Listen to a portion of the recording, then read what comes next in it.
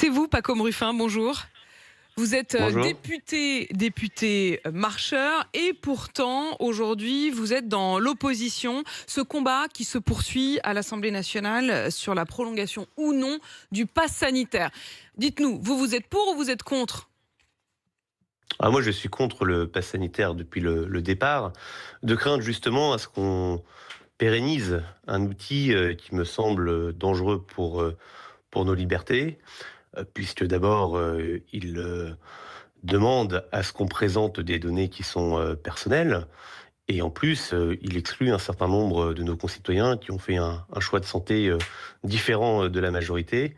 Et je crois que ce n'est pas tenable sur le long terme. Et donc, il faut très rapidement en finir avec le pass sanitaire. Mais Pacôme Ruffin, quand même, je reprends Rupin. je reprends vos mots.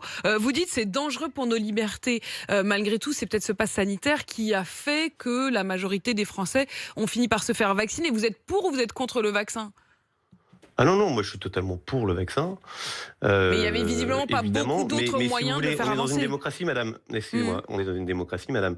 Donc je pense que dans une Bien sûr. démocratie, chacun doit pouvoir faire un choix libre et éclairé. Évidemment, il y a des vaccins obligatoires, mais qui concernent les enfants, qui concernent des vaccins sur lesquels on a un recul. Il y a eu beaucoup de débats sur des vaccins qui sont récents, et donc moi je peux comprendre que certains aient des doutes. Je ne pense pas qu'on doit les punir en les excluant, en tout cas sur le long terme.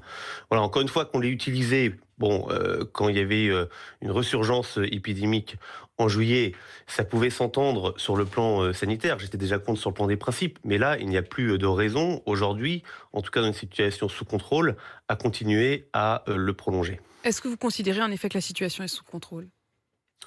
Oui, elle l'est, les chiffres le montrent. Enfin, tout dépend après, qu'est-ce qu'on appelle une situation sous contrôle. Pour moi, à partir du moment où les hôpitaux ne sont pas saturés, la situation est sous contrôle. Si elle est hors de contrôle dès qu'il y a un virus qui circule, dans ce cas-là, dans quelle société allons-nous vivre ? Il y a quelques pays d'ailleurs qui ont cette stratégie depuis le départ, la stratégie zéro Covid. On peut penser à l'Australie ou à la Nouvelle-Zélande. Ils sont obligés d'y revenir parce que ce n'est pas tenable à long terme. Ce virus va continuer à circuler dans le monde.